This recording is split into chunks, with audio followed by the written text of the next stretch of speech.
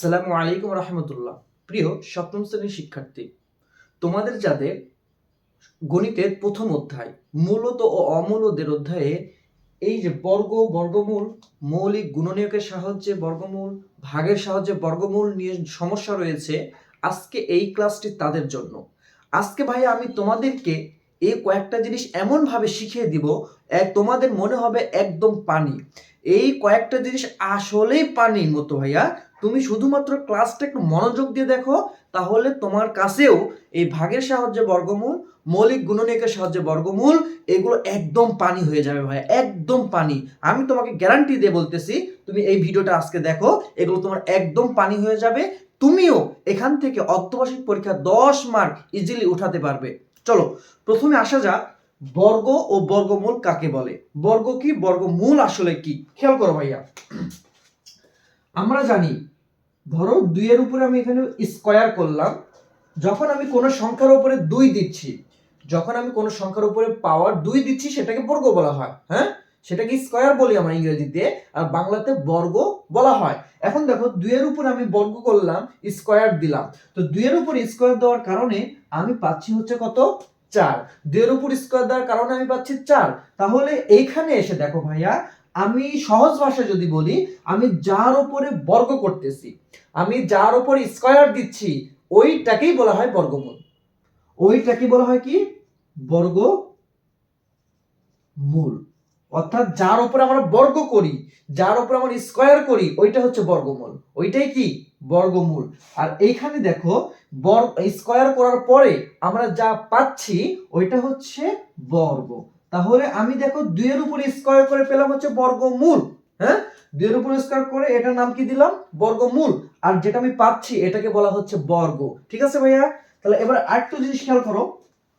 অথবা সংখ্যা এরকম থাকে যে একই রকম সংখ্যা, একটা সংখ্যাকে ওই একই রকম সংখ্যা দিয়ে যখন আমরা গুণ করি, গুণ করার পর আমরা যা পাই, ঠিক আছে, যা পাই এইটাকে বলা হয় বর্গ। আর আমরা যে সংখ্যা দিয়ে গুণ করেছি এটা হচ্ছে বর্গমূল।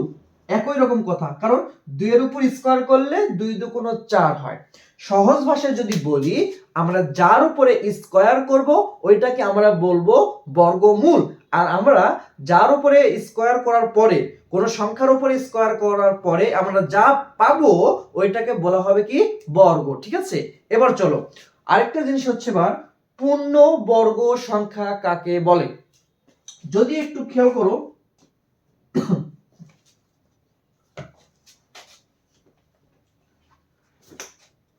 2 এর উপর স্কয়ার করলে পাচ্ছি 4, 3 এর উপর স্কয়ার করলে পাচ্ছি 3 3 9, 4 এর উপর স্কয়ার করলে পাচ্ছি 4 4 16। কারণ আমরা জানি 2 এর উপরে 2 মানে 2টা 2 গুণ, 3 এর উপরে 2 মানে 2টা 3, 4 এর উপর 2 মানে 2টা 4 গুণ করতে হয়। ঠিক আছে? 5 এর উপর স্কয়ার করলে কত পাচ্ছি ভাইয়া, আমরা পাচ্ছি হচ্ছে 25। 6 এর উপর স্কয়ার করলে পাচ্ছি আমরা 36। 7 এর উপর স্কয়ার করলে পাচ্ছি আমরা 49। এই যে দেখো, আমরা যে 1 থেকে শুরু করে 100 পর্যন্ত যত পর্যন্ত সংখ্যা রয়েছে ইনফিনিটি, প্রত্যেকটা সংখ্যার উপরে বর্গ করার পরে, স্কয়ার করার পরে আমরা যে সংখ্যাগুলো পাবো ওই সংখ্যাগুলোই হচ্ছে পূর্ণ বর্গ সংখ্যা। হ্যাঁ, তার মানে কি বুঝালাম, যে আমরা 1 থেকে শুরু করে 100 পর্যন্ত নয়, ইনফিনিটি যত সংখ্যা রয়েছে প্রত্যেকটা সংখ্যার উপরে স্কয়ার বা বর্গ করার পরে আমরা যা পাবো সেগুলোকে বলা হয় পূর্ণ বর্গ সংখ্যা। দেখো 4 একটা পূর্ণ বর্গ সংখ্যা। হ্যাঁ, কারণ আমরা 2 এর উপর স্কয়ার করে 4 পেয়েছি। 9 একটা পূর্ণ বর্গ সংখ্যা।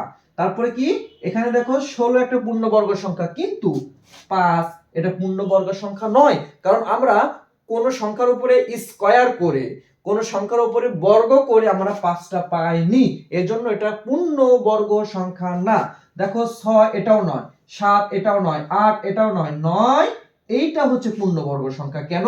কারণ আমরা কার উপরে, 3 এর উপর স্কয়ার করে 9 পেয়েছি। ঠিক আছে? তাহলে আমি কি বললাম, যে দুইটা ভাবে মনে রাখবা, যে আমরা 1 থেকে শুরু করে ইনফিনিটি সংখ্যার উপরে স্কয়ার করলে যা পাবো ওইটাই হচ্ছে পূর্ণবর্গ সংখ্যা। অথবা সংখ্যা হচ্ছে, দেখো যে সংখ্যাগুলো যদি তাকাই, যে এই সংখ্যাগুলো কোন সংখ্যার উপরে স্কয়ার করে এই সংখ্যাটা হতে হবে, কোন সংখ্যার উপরে স্কয়ার করে এই সংখ্যাটা হতে হবে, ঠিক আছে? অর্থাৎ যে কোন সংখ্যার উপরে বর্গ করে যা পাবো সেটাই হচ্ছে পূর্ণবর্গ সংখ্যা। এবার চলো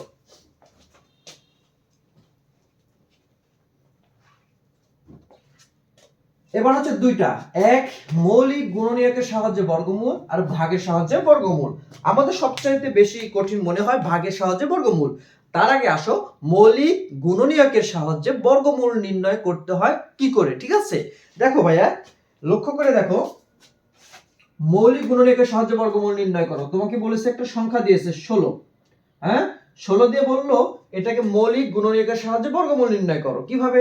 আচ্ছা, আমরা এই 16কে ভাগ করব, লসাগু প্রক্রিয়ার মধ্যে কি করব, ভাগ করব।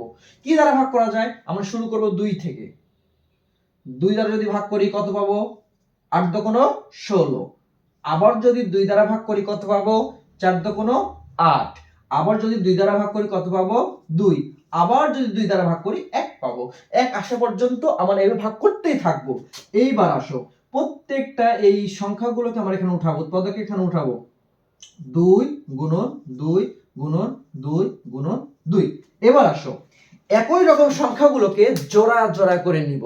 একই রকম সংখ্যা, যেমন এখানে সবই কিন্তু 2 আছে, তাই না? তাহলে এখন আমি কি করব, এই প্রত্যেকটা সংখ্যাকে জোড়ায় জোড়ায় লিখব, এদেরকে জোড়া জোড়া করে দিব। দেখো এই 2 আর এই 2, 2 গুণন 2 জোড়া জোড়া লিখলাম। এই মাঝখানে গুণটা দিয়ে দাও, আবার এই 2 লিখে দাও। এবার আসো, প্রত্যেকটা জোড়া থেকে একটা করে সংখ্যা নিয়ে নাও। এইখানে জোড়া ছিল 2 2, তাহলে 2 থেকে একটা 2 নিয়ে নাও। এখানেও দেখো জোড়া আছে, কিসের জোড়া? 2 এর জোড়া। এখান থেকেও একটা 2 নিয়ে নাও। তাহলে এবার আসো 2 দুগুণ 4। এই যে 4টাই হচ্ছে মৌলিক উৎপাদক, অর্থাৎ মৌলিক গুণনীয়কের সাহায্যে বর্গমূল। এই 4টাই হচ্ছে 16 এর বর্গমূল। 4টা হচ্ছে 16 এর বর্গমূল। বিশ্বাস না হবে দেখো, 4 এর উপরে স্কয়ার করে কত পাবে? দেখো 16 পাবে। আর আমি জানি যার উপর স্কয়ার করি তাকেই বর্গমূল বলা হয়। কার উপর স্কয়ার করেছি বলো তো? 4 এর উপরে। তাহলে 4টা হচ্ছে বর্গমূল আর এটা হচ্ছে বর্গ। তাহলে এটা আমি নির্ণয় করলাম বর্গমূল, কিন্তু কিসের সাহায্যে? মৌলিক গুণনীয়কের সাহায্যে। আরেকবার বলি, দেখো যে সংখ্যাকে তোমাকে বলবে, যে সংখ্যা দিয়ে যে এই সংখ্যাকে মৌলিক গুণনীয়কের সাহায্যে বর্গমূল নির্ণয় করো, তখন তোমাকে কি করতে হবে? ওই সংখ্যাকে ভাগ করতে হবে। 2 3 যা দিয়ে ভাগ যায় ভাগ করতে হবে। 2 দিয়ে আমি ভাগ, যেহেতু ভাগ যাবে, 2 দিয়ে যত দূর পর্যন্ত ভাগ করা যায় 1 আসা পর্যন্ত ভাগ করতেই থাকলাম, যে সংখ্যা দিয়ে হোক, ঠিক আছে? এরপরে এখন কি করলাম, এই যে এই সংখ্যাগুলোকে আমি সুন্দর করে এখানে উঠালাম গুণাকারে। এবার দেখো প্রত্যেকটা সংখ্যা থেকে জোড়ায় জোড়ায়, প্রত্যেকটা সংখ্যা থেকে জোড়া জোড়া করে সংখ্যাগুলো নিতে হবে, মিল থাকতে হবে। এখানে 2 আর এখানে 3 রয়েছে, তুমি 2 আর 3 একসাথে নিবে তা হবে না। যদি 2 আর 2 দুইটা 2 থাকে, অর্থাৎ মিল থাকে, দুইটা 2 মিল থাকে, তাহলে তুমি এইভাবে আলাদা করে লিখতে হবে জোড়া জোড়া করে। যদি এখানে দুইটা 2 রয়েছে, এখানে আলাদা করে লিখেছি, ঠিক আছে? তাহলে এবার দেখো 2 গুণন 2, প্রত্যেকটা জোড়া থেকে একটা করে 2 নিয়ে নাও। তাহলে এখান থেকে 2 একটা নিয়ে নিয়েছি, এখান থেকে একটা 2 নিয়ে নিয়েছি। এবার এই 2 আর এই 2 গুণ করলে কত পাচ্ছি? 4। এবার তোমাকে তো আমি দেখালাম যে 4 এর উপর স্কয়ার করলে 16 পাবো। আমি জানি যার উপর স্কয়ার করতে হয় তাকে বর্গমূল বলা হয়, ঠিক আছে?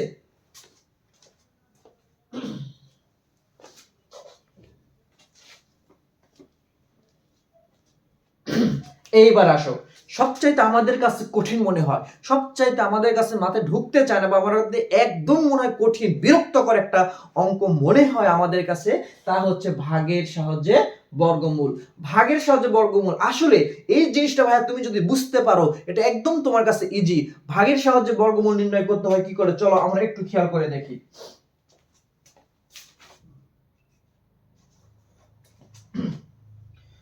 দেখো আমাদের বইয়ের সংখ্যা আছে, উদাহরণে দেখো 2304। একটা সংখ্যা দিয়েছে, সংখ্যা দিয়ে বলেছে এটা কি তোমার বর্গমূল কিনা, অর্থাৎ এই সংখ্যাকে তোমার হচ্ছে যে রুট ওভার করলে কি পাওয়া যায়, বা এই সংখ্যা হচ্ছে বর্গমূল কিনা, বর্গমূল নির্ণয় করব কি করে? তাও আবার দেখো ভাগের সাহায্যে বলেছে। আচ্ছা, তো ভাগের সাহায্যে বর্গমূল নির্ণয় করার নিয়ম হচ্ছে, দেখো ভাইয়া,